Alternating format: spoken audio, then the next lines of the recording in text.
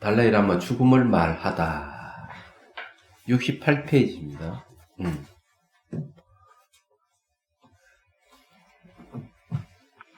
자, 네 번째 줄. 이러한 방법은 삶의 태도를 수정하는 것을 포함한다.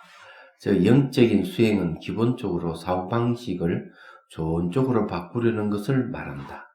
이것을 산스크리트어로 다르마라고 하며 무엇을 억제하는 것이라는 뜻을 가지고 있다. 이 다르마라는 말이 이제 법 이런 말이거든요. 다르마는 대개 원인의 그 뜻이 있고 그 다음에 결과의 뜻이 있는 것은 전부 다 다르마에 속합니다. 그래서 이 다르마는 연기의 다른 이름이죠. 그렇게 보면은 보통 좀 현상으로 번역하기도 하는데, 좋은 쪽으로 바꾸는 것을 말한다는 말은 뭔가 하면은 이 다르마를 들었을 때 마음이 좋은 쪽으로 바뀐다는 얘기거든요. 가장 좋은 것은 깨달음이에요. 네, 그렇게 생각하면 됩니다. 그 다음에 무엇을 억제하는 것이란 뜻을 가지고 있다. 네. 자, 이런 바람직하지 못한 태도를 수정함으로써 일정 수위의 고통으로부터 자유로울 수 있고, 이를 통해 특정한 고통을 억제함을 의미한다. 영적인 수행은 우리 자신과 다른 사람들을 불행으로부터 보호하고 불행을 억제한다. 그런데 이 수행, 영적 수행은 결국 다른 말을 이제 보기 위해서 수행을 하는 것이기 때문에 이런 얘기를 하는 것이죠. 근데 영적 수행이라는 말을 쓰는 것은 요즘 말로 하면 깨있는 수행. 우리는 윤회 속에 있는 자신의 상황을 이해함으로써, 그리고 고통을 멀리할 방법을 찾음으로써 자신의 각성을 다른 존재에게까지 확장시키고 나아가 자비심을 닦을 수 있게 될 것이다.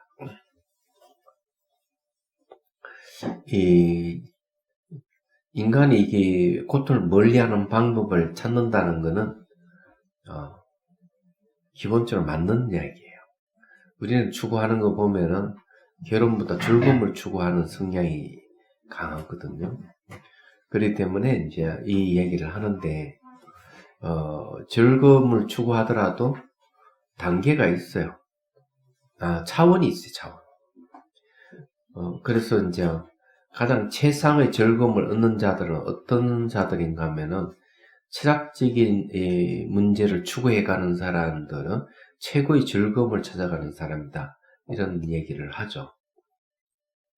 그래서 이제 영적이라는 말을 쓸 수가 있는데, 여기서는 이제 그보다는 수행하는 것, 영적 수행, 이게 이제 최상의 방법이에요.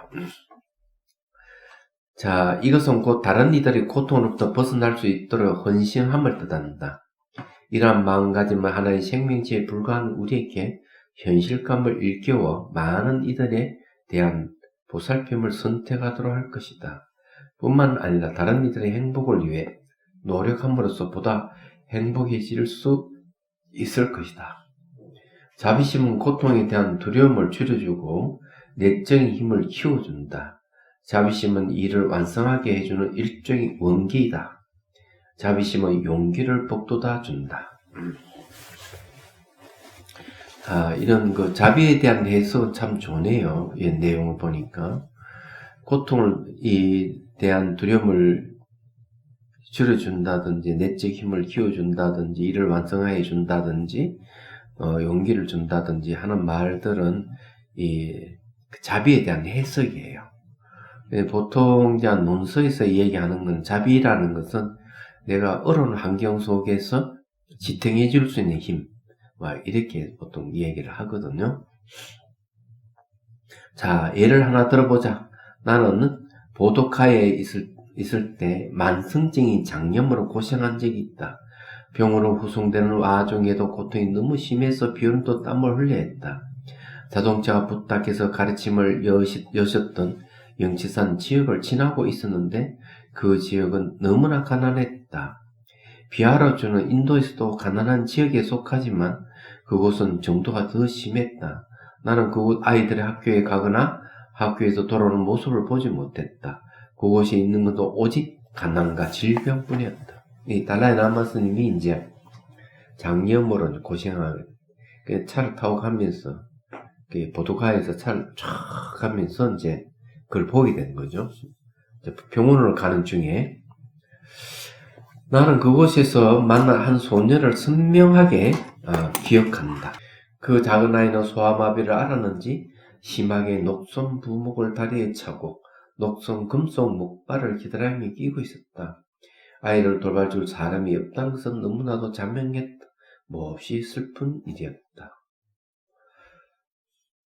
예. 잠시 뒤 차를 마시기 위하여 잠깐 멈췄을 때는 한 노인을 만났다. 노인은 아주 더러운 천조각을 거친 채 그저 조용히 누워만 있었다. 그 여기에 관심을 가져주는 이가 없었다. 병원에 도착한 후에도 나는 오는 길에 보았던 장면들을 머릿속에서 지울 수가 없었다. 나에게는 돌봐줄 사람이 있지만 그들에게는 아무도 없다는 사실이 얼마나 슬픈 일인지 생각했다. 통증은 땀을 비오듯 흘렸지만 생각은 그곳에만 집중되어 있었다. 잠을 자지 못할 정도로 몸이 매우 고통스러웠지만 마음은 어떠한 두려움이나 불편함도 느끼지 않았다. 만일 나의 문제에만 매달렸더라면 상황은 더 심각해졌을지도 모른다. 이것이 바로 자비심이 어떻게 자신을 돕는지 보여주는 작은 예이다. 이건 이야기가 자기가 좀 장염에 걸려가지고 그냥 땀을 비어서 흘리면서 병원에 가면서 비하르 지방에 굉장히 못 사는 지방의 사람들을 보고 병원에 도착해서는 소년을 보거나 노인을 볼 때 자비심이 생기는 거죠. 그 못 사는 지역의 사람들, 소년과 노인을 보면서 자비심이 생기니까 고통이구만 사그러지는 거예요. 자기 이건 아무것도 아니다는 얘기. 그래서 그 이야기를 좀 하고 있는 거예요. 이게 비록 내가 그 사람들을 직접적으로 돕지는 못했을지라도 자비심은 일정 정도 육체적 고통을 억누르고 정신적 고통으로부터 떨어져 있게 도와주었다. 자비심은 사고방식을 강화시켜주고 이를 통해 우리는 보다 편안해질 수 있다. 우리가 무한히 존재하는 생명의 고통까지도 볼 수 있다면 자신의 고통은 상대적으로 작게 느껴질 것이다. 존재하는 생명의 고통까지 내가 볼 수 있다면 나의 고통은 작다. 이 이야기예요. 자비심에 대한 이야기인데 결국 이 내용은 죽음에 대한 사식하지 않음으로써 오는 불이익에 대한 이야기를 쭉 한 거예요. 하면서 결국 이 무상에 대한 사식이 주는 이익, 그게 결국 어디까지 이어졌느냐 하면 자비심으로 이어진 거죠. 노인이나 또 가난함이나 또 목발 짚고 있는 소년이나 이런 무상의 모습인데 그런 걸 통해서 이제 자비심을 일깨웠다는 것은 참 좋아요. 자, 제2장 두려움으로부터의 해방. 자비심이 고통에 대한 두려움을 줄여주는 예로 든 것 같아요. 네. 그 다음에 자비심은 일을 완성하게 해주는데 일종의 원기다라고 하셨는데 이때 일은 어떤 종류의 일을 말하는 거예요? 모든 일을 말하는 거예요. 일? 예. 그러니까는 내적인 힘을 키워준다 다음에 자비심은 또 일을 완성하게 해주는 일종의 원기다. 예. 일을 완성하게 해주는 일종의 기운이죠, 기운. 어떤 일을 말하는 예. 거예요? 그 원기 이러면은 이 원기라 하는 말은 보통 원기소 같은 말을 들어본 적 있어? 어릴 때는 원기소 있었어. 요즘 말은 그냥 힘입니다, 힘. 네, 그건 알겠는데 어떤 일을 완성하는데 이 어떤 일? 어떤 일이냐?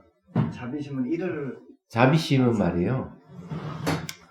깨달음을 얻었을 때 그 사람이 정말 깨달았는지 안 깨달았는지를 그 판별하는 기준 중에 하나가 자비심을 들어요. 근데 깨달았다 하는데 자비심이 없다? 그럼 깨달은 사람이 아니야. 얘기하자면. 자비가 이제 그 자비심은 뭘 일으키게 주는가 하면은 하나는 중생구제하는 일, 하나는 위없는 깨달음을 구하는 일. 그러니까 내가 완전한 깨달음을 얻었다면은 중생구제하는 거 하나만 있고, 내가 완전한 깨달음을 얻지 못했다면은 위없는 깨달음을 구하고자 하는 거와 중생구제하는 것을 해줄 수 있는 원동력이 자비심이에요. 이야기하자면. 그러니까 자비는 내게 중생의 고통에서 자비가 오는 거거든. 그리고 이제 그 자비가 일어나면 그 다음에 이제 보리심이 일어난다. 보리심이 결국 정각을 이루게 한다. 이렇게 얘기를 하고 있거든. 한번 독동선사가 하는 이야기. 그럼 여기 일을 완성시켜 해주는 게 뭐겠느냐. 불교를 우리가 이야기하면은 사람들 흔히 이렇게 생각하는, 수행의 목적이 뭐냐? 깨달음이다. 이렇게 얘기하는데 아니에요. 수행의 목적 깨달음이 아니고 깨달음 하나의 법칙이에요. 법칙. 법칙이고 최종 목적은 중생구제예요. 고통에서 벗어나게 해주니 중생구제가 불교의 목적이에요. 그러면 내가 중생구제하는 데 있어서 반드시 내가 이루어야 될 것이 깨달음이야. 그래서 깨달음은 법칙이에요. 그리고 이런 이야기는 도대체 누가 얘기했냐면 누구야? 위산 영우선사의 글에 보면은 이제 깨달음을 법칙으로 삼는다 이런 말이 나와요. 그러면 여기서 이런 깨달음이 아니라 중생 구제일이라는 건가요? 이건 다 해당하죠. 깨달음. 고위의 보리심, 고위의 깨달음까지, 그 다음에 중생 구제까지 가는 거지. 보리심을 일으키게 하고 깨달음을 얻게 해주고 그 다음 중생 구제하게 하는 운동력이에요.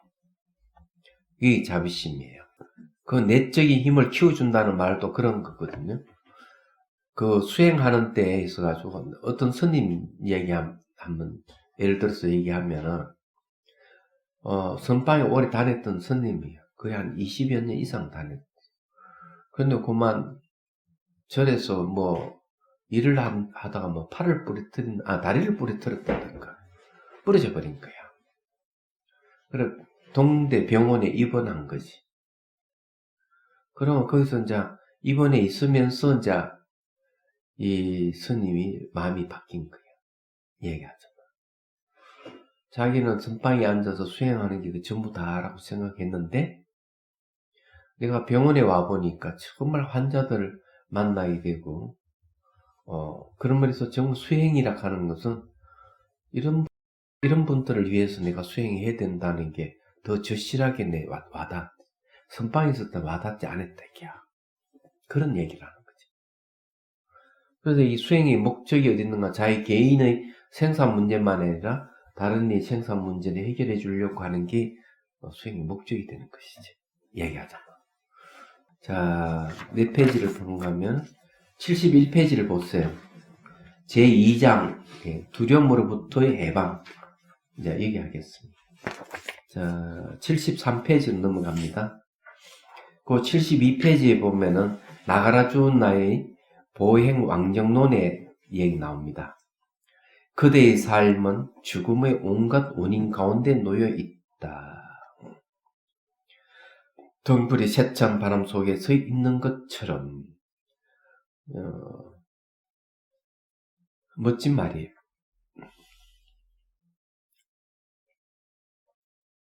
네. 삶이라는 것은 죽음의 원인이에요. 요즘 말로 하면 그냥 태어나면 반드시 죽는다는 소리 똑같은 거예요.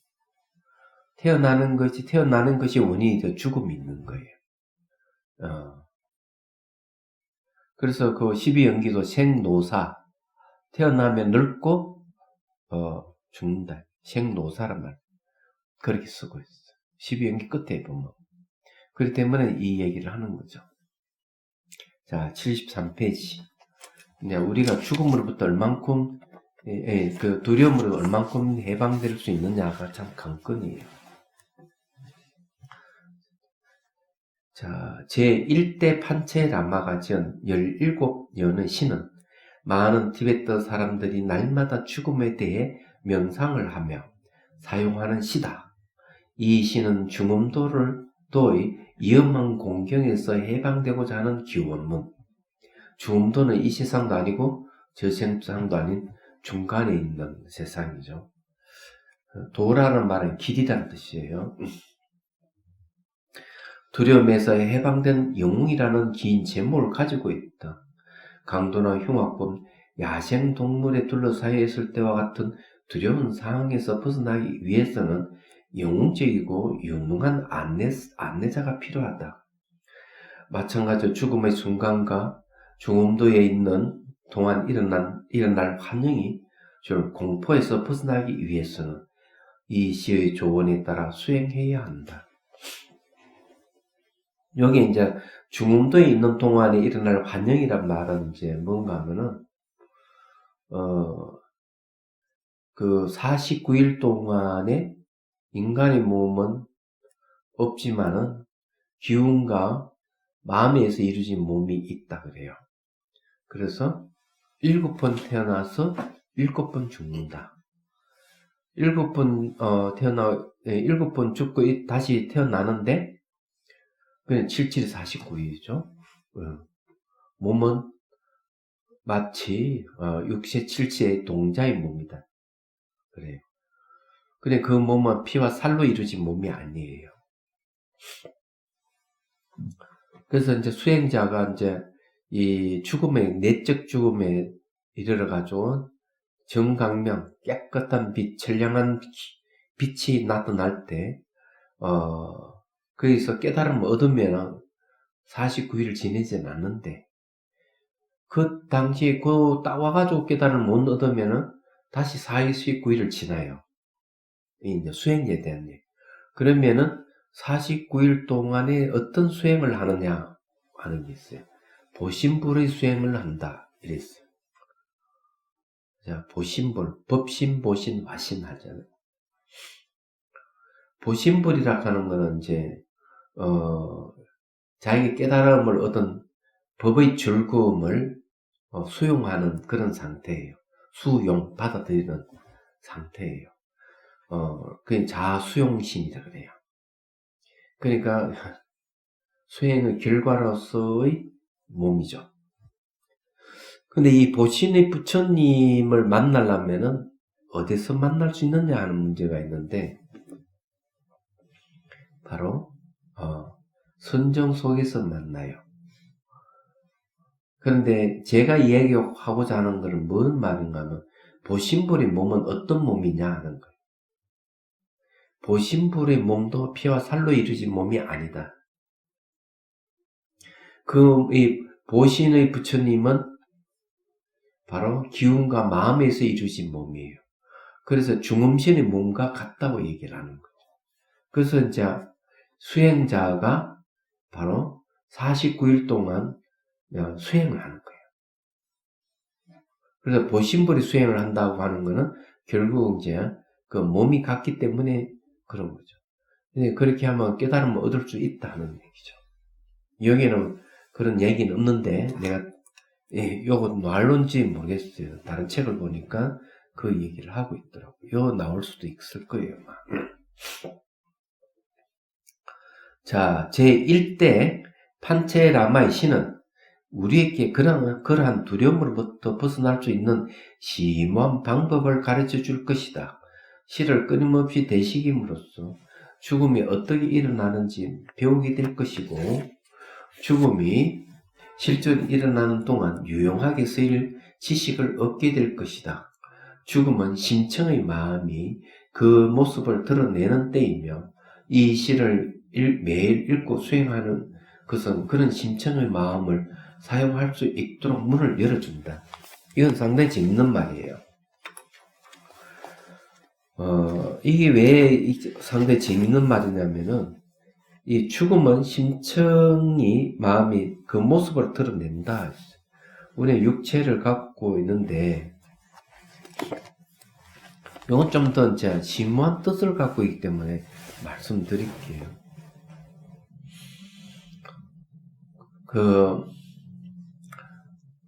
해심일경에 보면은 심의식 상품에 심의식 상품 이렇게 돼 있어요. 상은 모양상자인데 결국 마음에 대한 품이라는 그런 뜻이에요. 이게. 이 아타나식을 이야기하는데 아타나식은 아리아식의 다른 이름이에요. 근데 요거는 이제 왜 이제 중요하다고 생각하면 이거 연관이 있기 때문에 말씀드리는 거. 그럼 요즘 말로 할게요. 애는 어떻게 태어나는가 하면은 정자와 난자가 만나면은 이제 그 자궁에서 아이가 이제 생기는 겁니다. 경전에는 정자 난자는 얘기 안 하지만 거기는 이제 정자 피를 얘기해요.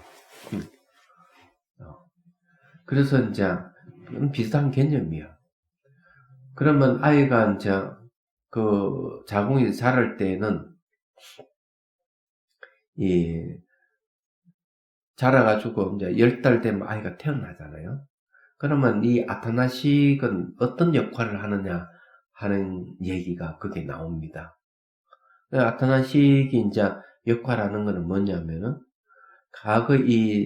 그는 요즘 말로 하면은 이 염색체가 몇 개더라?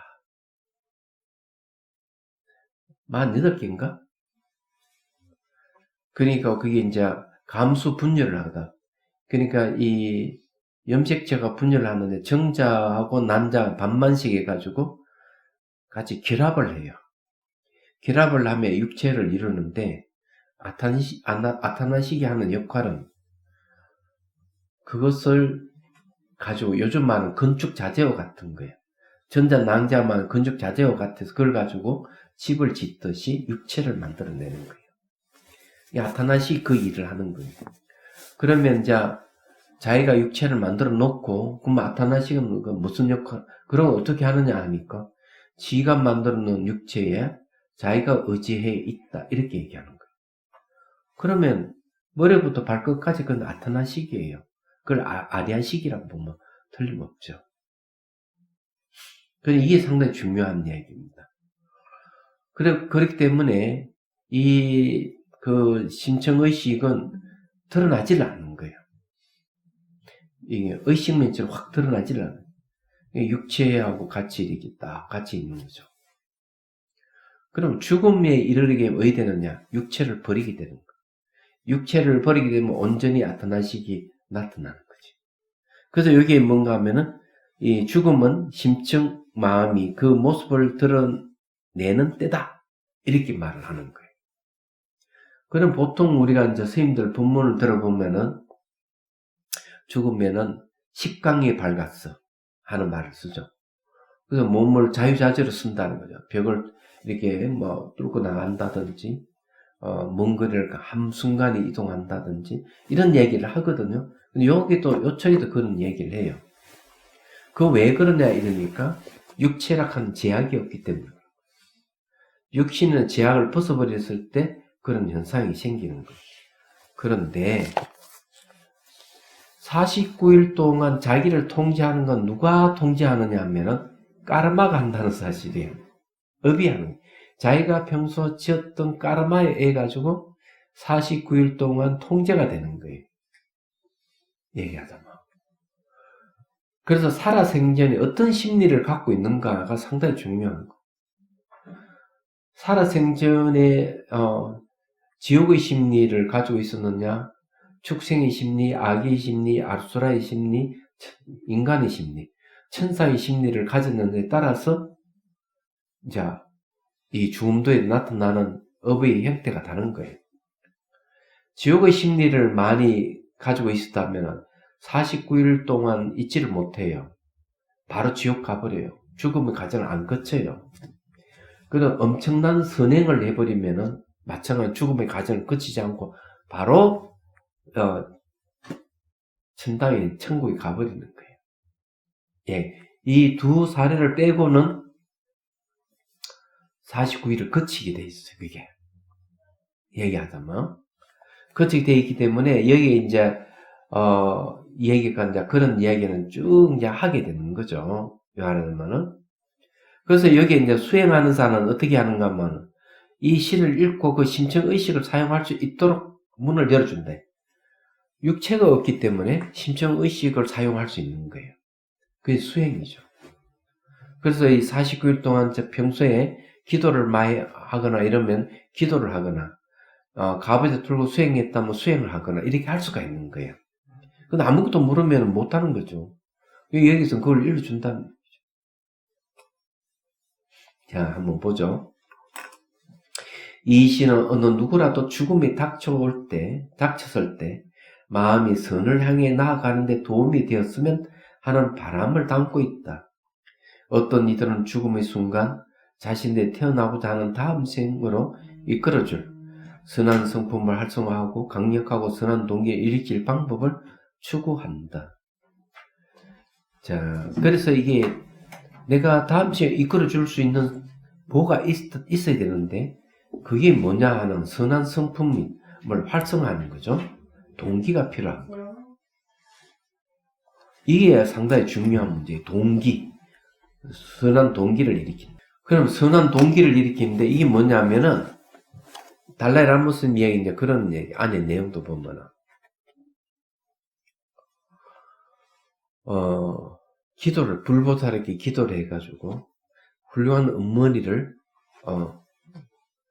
만나게 해달라고 기도를 하라 이게. 그런데 동기가 필요하다. 동기. 다음 생에 난 다시 인간으로 태어나서 열심히 수행을 하겠다.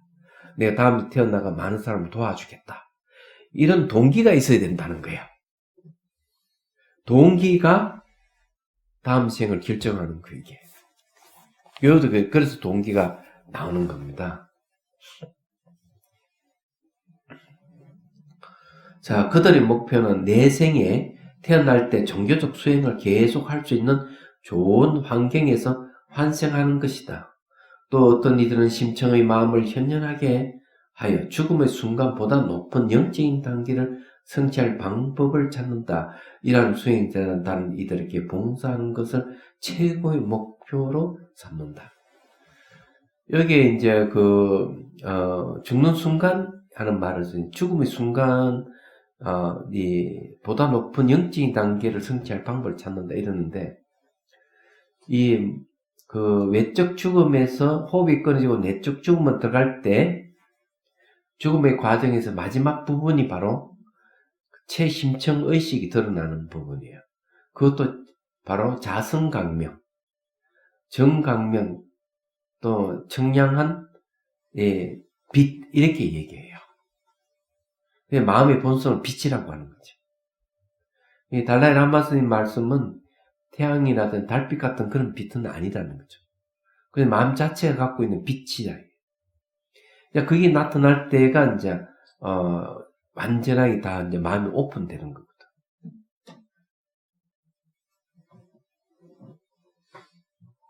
그때도 한번 이야기했지만은 깜툴리포체가 입적하셨는데 자선 자세를 보름 동안 있었다. 그러면은 호흡이 끊어지고 보름 동안 있다는 걸 어떻게 알 수 있느냐면은 저분은 얘기해요. 입적하시고 가부에 틀고 앉아 있으면은 거기에 이제 같이 수행했던 분들이나 아는 스님들과 같이 그 자리에 앉아서 같이 명상을 한대요. 그래서 돌아가신 분이 고개가 앞으로 이렇게 딱 숙여지면 그때서야 이제 이 마음이 몸을 떠났구나 하는 안 돼요. 그럼 그때서야 이제 화장을 한다. 근데 이분은 장장 얼만큼 이 내적 죽음의 기간에 얼만큼 있었느냐 하면은 보름 동안 있었다. 얘기하자면. 근데 만일에 이제 다시 환생하려는 원을 세웠으면 49일을 거쳐서 다시 어머니를 선택해서 다시 태어나겠지. 이야기하자면. 그렇게 이제, 보통 얘기를 할 수가 있어요. 자, 제1대 판체라만 죽음과 중음도 그리고 환생의 과정 동안 우리가 깨어 있을 것을 시에서 기원하고 있다. 3단계예요. 이 죽음의 과정. 그러면 죽고 난 뒤에 그 중음도, 그 다음에 환생의 과정. 이 3가지를 이제 얘기합니다. 그는 그 순간의 수행을 최고의 경지, 중간, 그리고 낮은 경지 3단계로 나눠 설명하면서 각각의 단계에서 우리가 무엇을 해야 하는지 상세히 조언하고 있다. 수행의 최고의 경지를 얘기하면 죽는 순간에서 깨닫는 걸 얘기해요. 중간은 아마 중음도에서 수행하는 걸 얘기하는, 낮은 경지라 하는 거 아마 다시 태어나는 걸 얘기할 겁니다. 추측해 보건대 그렇다는 거예요. 이제 안에 이제 설명하겠죠. 우리는 이를 통해 남은 삶 동안 알맞은 수행 방법을 선택함으로써 죽음의 순간에 이르렀을 때 각각의 단계를 성공적으로 통과할 수 있게 될 것이다. 하지만 이러한 수행들을 실천하지 않는다면 죽음이 실제로 다가왔을 때 그 순간 아무리 유익한 생각을 떠올린다고 해도 소용없을 것이다.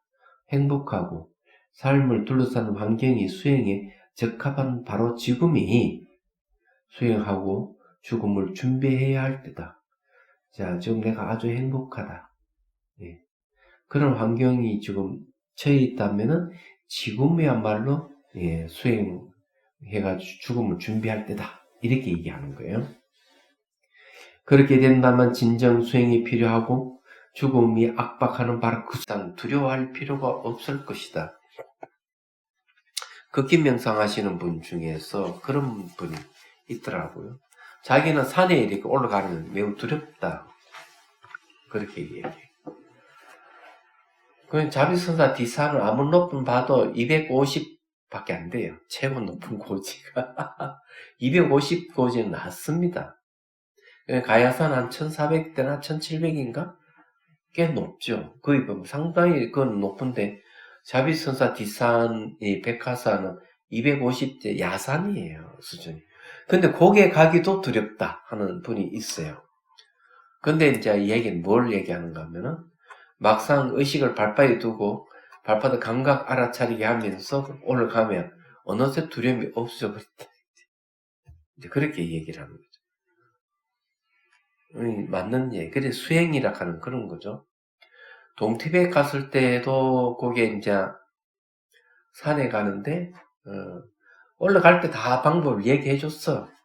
의식을 발가락, 손가락 정수리에다 딱 두고, 3군데 두고, 그걸 올라가면, 충분히 올라갈 수 있다. 가르쳐 줬어. 근데 한 분이, 그래 올라간 거야. 가다 한쪽이 절벽이고, 이 한쪽이 절벽인데, 이래 올라가다가 귀찮은 거야. 이분 얘기는. 아이, 발바닥, 손가락 정수에 의식을 두고 그래야 되나? 귀찮아. 하고 해제해버렸다는 거예요. 해제하는 순간, 그 다음에 이제 발걸이 무거운 거예요. 호흡 곤란 증세가 오고, 그 다음에는, 정신이 어찔해가면서 옆에 낭떠러진데 식겁을 했다는 거지. 그래서 깜짝 놀래가 다시 이제 의식을 발가락, 손가락 정수에 두었다, 이게. 그래, 다시 이제 호흡 곤란 증세도 이제 완화되고, 그래서 몸이 가벼워져가 올라가게 됐다. 이 얘기를 하는 거죠. 그런데 수행은 뭘 얘기하는가 하면은, 그런 어렵고 힘든 것을, 없애주는 거예요. 이 두려움을 해소시켜주는 거죠. 여기도 그 얘기를 지금 하고 있는 거예요. 자, 그 다음 구절 볼게요. 듣고 생각하고 명상하고 질문할 수 있을 때 준비하지 않는다면 생의 마지막 날 마음의 여유가 전혀 남아있지 않을 것이다. 죽는 순간 수행 못해요. 그 얘기를 하는 거죠. 여유가 없다 얘기예요. 스스로를 보호할 수도 없고 의지할 것도 없을 것이다. 남는 것이 있다면 후회뿐이다. 그러므로 죽음이 오기 아주 오래전부터 죽음의 과정과 중도에 대하여 깊이 생각하는 수행을 반복해야 한다. 죽음의 단계들을 항상 마음속에 떠올리다 보면 죽음의 단계들이 점차 익숙해질 것이고 죽음의 과정을 통과하는 동안 우리가 가진 최대한의 능력을 보존한 채 바르던 것을 얻게 될 것이다. 그러므로 반복적인 수행은 매우 중요하다. 달라이라마 당신도 날마다 죽음의 과정을 이게 생각하면서 수행을 한다. 죽음을 수행한다. 이렇게 얘기를 해요. 자, 단순히 죽음의 과정에 대해 상세히 알고 어떻게 수행하면 되는지를 이해하는 것만으로는 충분하지 않다. 몇 달이건 몇 년이건 반복된 수행을 통해 실제로 몸에 배워야 한다. 우리의 모든 조건이 이와 같은 수행에 적합할 때, 즉 모든 감각과 기관이 명료하고 숙고할 수 있는 능력이 퇴보하지 않을 때, 숙고락하는 것은 깊이 생각하는 걸 얘기해요. 그런 이 능력이 퇴보하지 않을 때에 선한 습관이 들어 있지 않고 수행할 준비가 되어 있지 않다면 죽음을 맞닥뜨렸을 때 마음은 걷잡을 수 없이 낯선 길을 따라가게 된다. 자, 이 말은 뭔가 하면요. 죽음에도 6가지 길이 있다는 거예요. 지옥의 길, 축생의 길, 악의 길, 아수라의 길, 천사의 길, 인간의 길이 있는 거예요.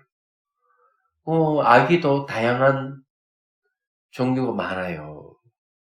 사람 종류도 상당히 많지만, 그냥 기본적으로 6개의 길이지만 굉장히 많은 길이 있다고 보면 틀림없는 거죠. 여기 얘기 뭔가 하면은 그런 얘기예요. 얘기하자면 잘못하면은 낯선 길을 따라가게 됩니다. 옛날 스님 얘기 들어보면 이런 얘기를 어느 큰 스님이 이제 돌아가셨어. 보니까 이 아름다운 여인들이 옷을 입고 서가지고 자기들 오라고 이렇게 자기한테 오라고 그러더라는 거지. 그래 어디 가보니까 멋지게 지은 집에 계단이 있는 거야. 계단이. 그래 참 기분이 좋았어. 아주 선한 사람들이 있고 좋대. 가는 거야. 근데 왼중이 탁 나타나가지고 문각이 막는 거야. 막 화가 나가지고 내가 좀 좋은 데 가는데 왜 막는냐고 막 화를 내면서 그래 죽었다가 다시 깨어났어. 다시 죽어서 깨어났는데 그 길을 막은 분이 누구냐 하면 자기 상자야. 그래 상자보고 야단치니까 상자가 하는 말이 스님 그 길은 축생으로 가는 길입니다. 그러면서 간 이야기를 막 색동 옷 입고 막 화려한 여자의 모습이 있는 거는 그 개구리들입니다. 개구리. 얘기해 주는 거야. 스님 그 개구리 쪽으로 하면 안 되잖아요. 그 용케 피해가 갔는데 보니까 막 계단 있고 집이 그 까치가 사는 집이 그게 왜 그거 가려고 합니까? 상자가 훨씬 자기 스승보다 도력이 높은 거예요. 그래가지고 스승이 다시 이제 죽었을 때는 이제 다 맞고 어느 집으로 이제 이렇게 다시 태어날 수 있도록 인도했다는 얘기예요. 그러니까 이게 환영을 보는 거죠. 자기 까르마에 의해서 그렇게 보이는 거야. 그래 그런 쪽으로 잘못 길을 들었을 수 있기 때문에 중요한 게 뭐냐면은 살아생전에 나타난 영상에 홀리지 않는 훈련을 해야 돼요. 영상이. 그게 뭔가 하면은 일어나고 사라짐을 봐야 돼. 무상을 봐. 나타난 현상의 무상함을 봐야 돼. 그러면 절대로 그런 데 안 가게 돼. 왜? 마음이 맞는 환영인 줄 알기 때문에. 개구리가 쇠똥옷 입는 쪽을 왜 그렇게 보이겠어? 내 마음이 거기에 투영돼서 나타난 것이기 때문에. 까치 집이 그렇게 왜 멋있게 보이겠어? 그게 내 마음이 그게 투영하게 되면 그런 식으로 보이니까. 그렇기 때문에 환영을 조심해요.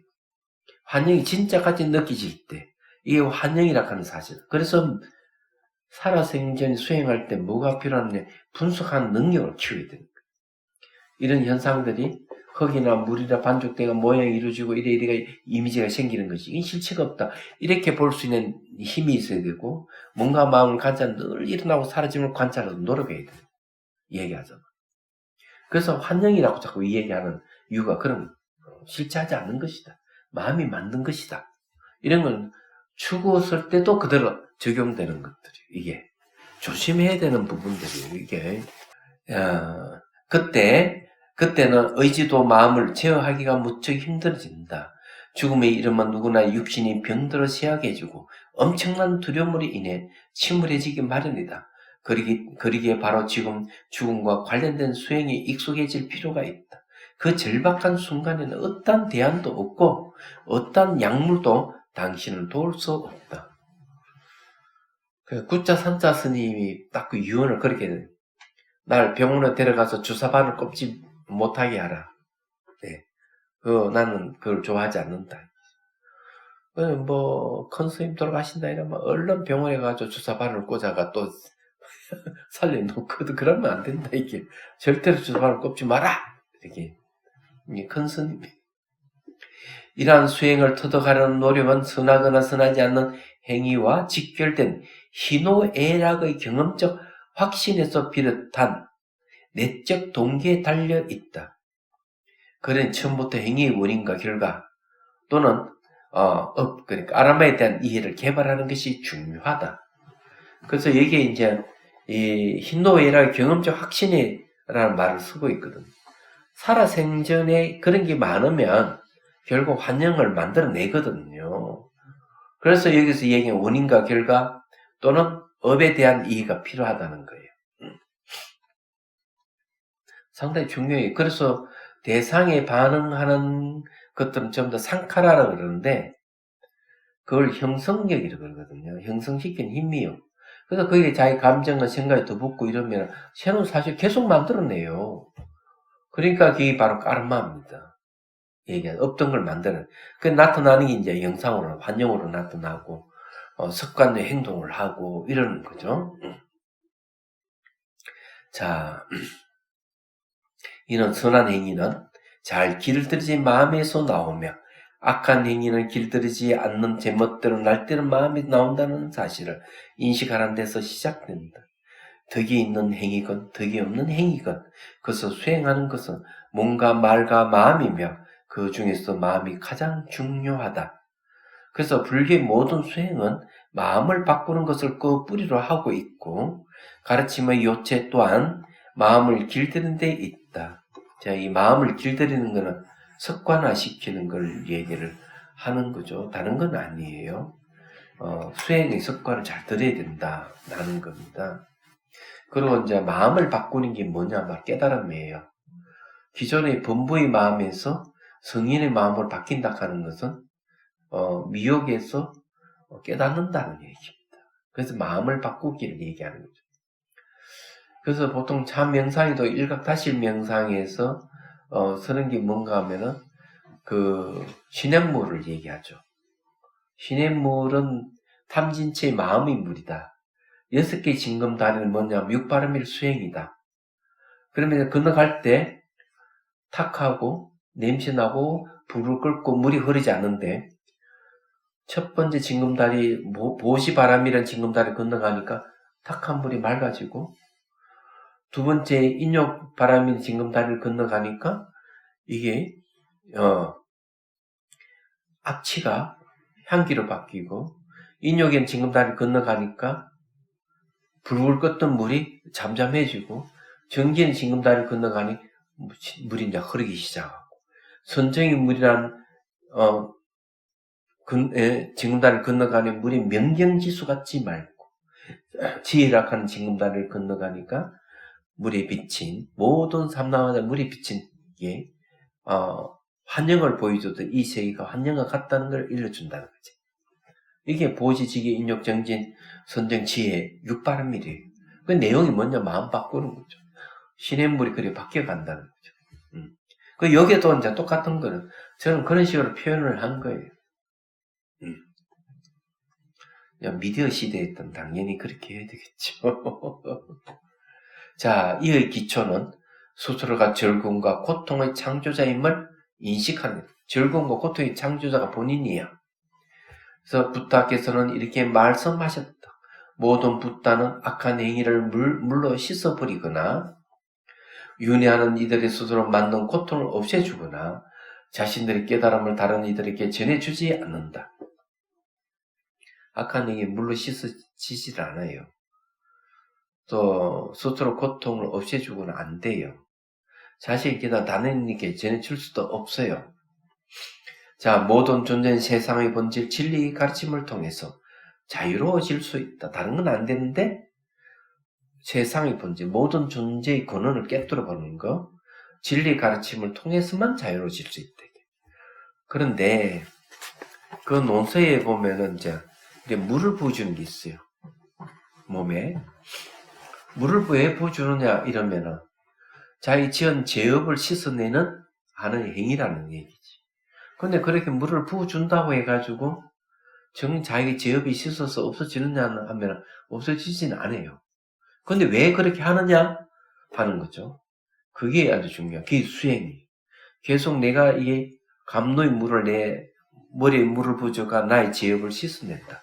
이렇게 생각하면 이 선한 행동이고 선한 쪽으로 가고 있기 때문에 그런 걸 통해서 이제 자기가 이 진리의 가르침을 듣게 되고 이러면 이제 진짜 이제 없어지는 거예요. 네, 그래서 물로 악업은 물로 씻어질 수는 없지만 그래서 하나의 수행화해서 하면 가능하다는 얘기예요.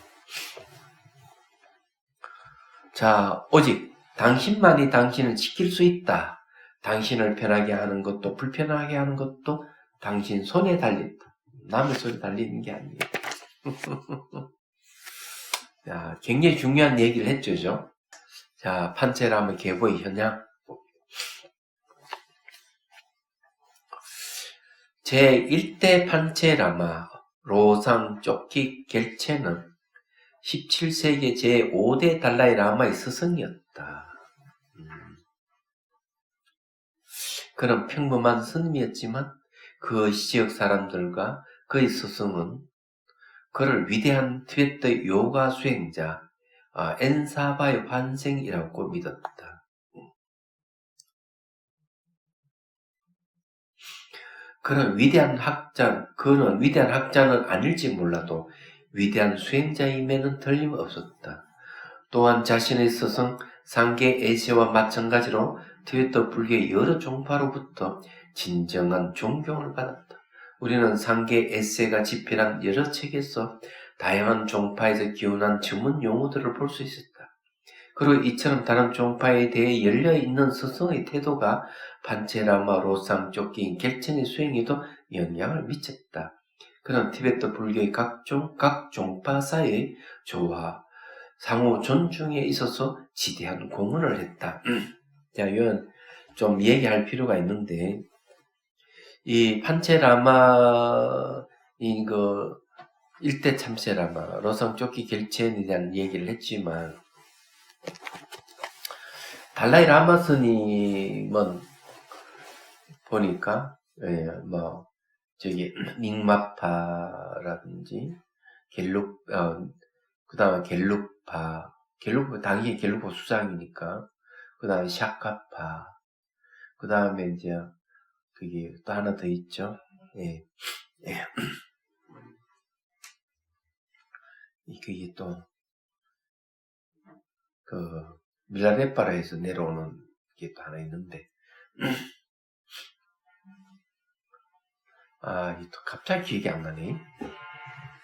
그래서 이제 그 외에 이제 기본적으로 4개의 종파가 있는데, 그 외에도 다른 종파들이 많아요.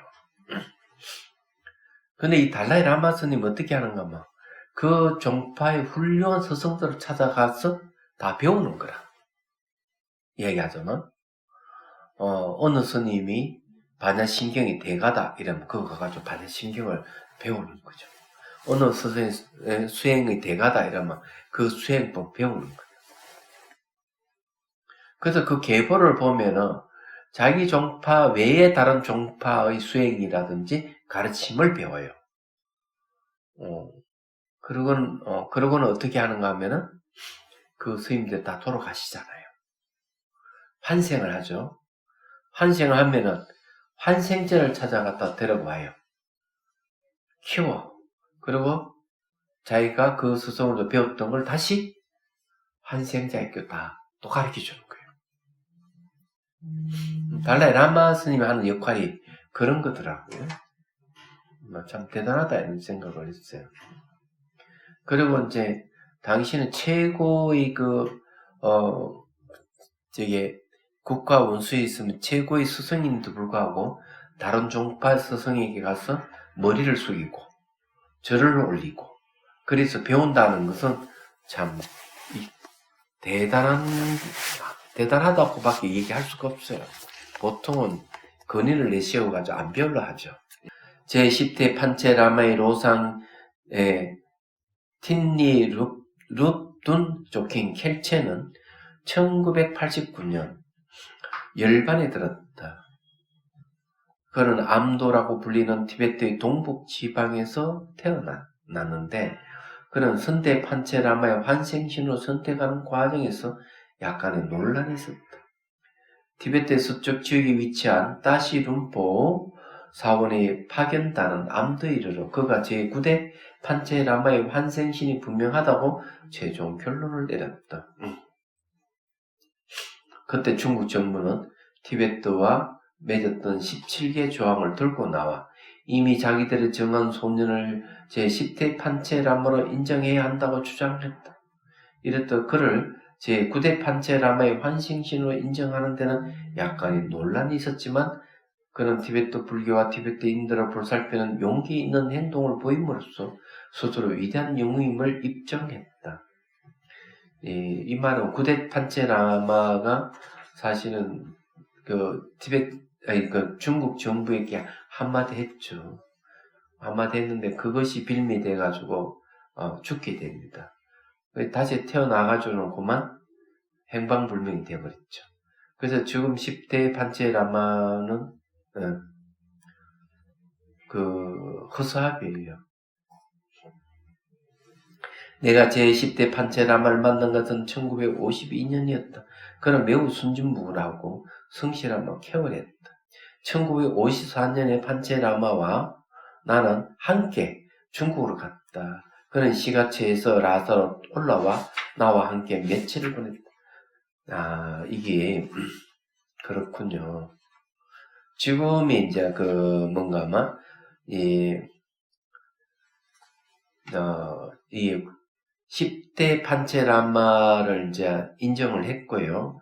중국에서 문제가 있다고 이렇게 논란이 있었지만은, 그래가지고 이 10대 판체라 자라면서, 아마 내 생각에는 나이도 비슷할 거라 생각해요. 그래서 달라이 라마 스님하고 판체라마 스님이 이제 중국으로 한번 가요. 모태똥을 만나러 가가지고 만나고, 다시 이제 돌아오는 거예요. 돌아왔는데, 이제, 그러고는 이제 이 판체라마가 또 이제 죽게 됩니다. 10대 판체라마 죽게 되고, 지금은 11대가 막 그럴 거예요. 네, 제 생각이 맞는지 모르겠는데. 자, 봅시다. 1954년에 판체라마와 나는 함께 중국을 갔다. 그는 시가체자서로 올라와 나와 함께 며칠을 보냈다. 그는 암도 지방을 통해 중국을 갔고 나는 콩포를 통해 갔었는데 아마도 그의 사무관들 가운데 몇몇이 불만이 있어서 그의 태도가 약간 변한 것 같다. 1956년 부다 탄생 2500년 기념일에 우리가 함께 인도로 갔을 때에도 여전히 그것을 보여주는 몇몇 작은 일이 있었다. 그러나 중국 군대와 티베트 사이의 큰 전투가 1957년과 1958년에 캄과 암도에 일어났을 때 중국 군대의 흉포함이 제10대 판체라마의 기회까지 들어갔다. 그 사건을 계기로 그는 모든 티베트인이 이 새로운 위협에 맞서서 단결해야 한다는 것을 완벽하게 그러나 뒤늦게 깨달았다. 이 내용을 이제 보면은 10대 판체라마가 이제 조금 중국에 대해서 호의를 가지고 있다가 중국과 티베트 전쟁을 통해 가지고 마음을 바꾼 거죠. 그 10대 이 판체라마가 우리 다단계내가 이거 막아야 된다 이렇게 했던 거예요. 내가 마지막 시험을 준비하고 있을 때, 자, 이 시험 준비는 뭔지 한번 봅시다. 거기에 줄을 하나 읽어볼게요. 처음부터요. 제 10대 판체라마 라사로 달라이 라마를 방문했다. 달라이 라마는 중국 관료들을 대동하고 왔다. 그때 판체라마는 달라이 라마에게 전통적인 방식으로 예를 올렸는데 이 일에 대해서 중국 관료들은 불만이 많았다고 한다. 달라이 라마에 따르면 중국 관료들은 판체라마가 달라이 라마와 대등한 자리에 앉아야 한다고 생각한 것 같다. 그 일이 있는 후 판체라마의 태도가 비우호적인 쪽으로 바뀌었다. 아, 그렇구나. 그런 일이 있었구나. 아, 중국 관료들이 아니 당신은 저게 달라이 라마가 동등한데 왜 그 절을 하느냐 막 이렇게 부추겼지. 자, 그 다음에 달라이 라마가 되기 위해서는 갤록파이 수장이 될 만한 뛰어난 학식과 수행 또한 갖추어야 한다. 지금의 달라이 라마는 엄격하고 혹독한 수업과 수행을 거쳐 23세가 되던 1959년 라사의 족항 사원에서 마지막 계시 시험을 치렀고 그의 시험을 통과한 계시 가운데 가장 뛰어난 계시인 하람파 계시의 영예를 받았다. 그래서 이렇게 이제 달라이 라마도 그냥 막 되는 게 아니고 달라이 라마가 딱 인정이 되면 어릴 때부터 그걸 엘리트 교육을 받아요. 엘리트 교육을 받아가지고 이제 달라이 라마로서의 완벽한 그걸 갖추게 되는 것이죠. 여기 내용이 이제 그런 이야기입니다. 자, 오늘 여기까지 해야 되겠네요. 질문 있으면 하십시오. 스님, 중원신에 있을 때요. 그때 우리가 이제 중간에 몸을 바꾸는 사람도 있고, 49세를 다 치르고 나서 몸을 바꾸는 그 경우도 있잖아요. 그런데 중원신에 있을 때, 우리가 축생으로 태어나고, 스님, 그렇게 된다고 그랬잖아요. 근데 중원신에 있을 때, 거기에 대한 개념이 없으면 축생으로 태어날 수가 없잖아요. 만약에 개구리라든지 까치라든지 그거는 이제 본인이 지은 까르마에 의해 가지고 움직이는 거예요. 그때는 자기 생각은 아니야 이래 하더라도 몸은 그쪽으로 가기 때문에 그래서 이제 습이라는 무서운 거예요. 예를 들어서 얘기하면은 나 술 끊었어, 나 괜찮아 막 이렇게 하다가 술집 앞을 딱 지나가면 자신 모르게 들어가는 거예요. 또 그거 같은 거.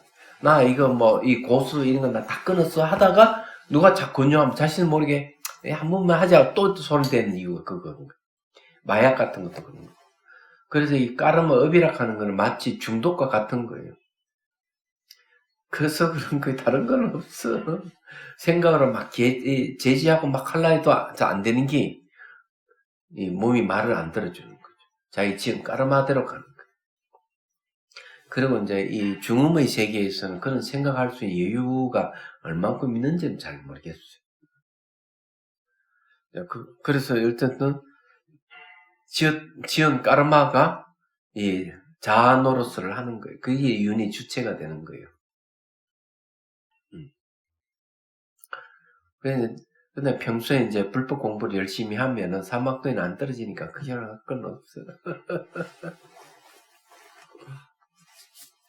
자, 휴식했다가 또 공부하도록 하겠습니다.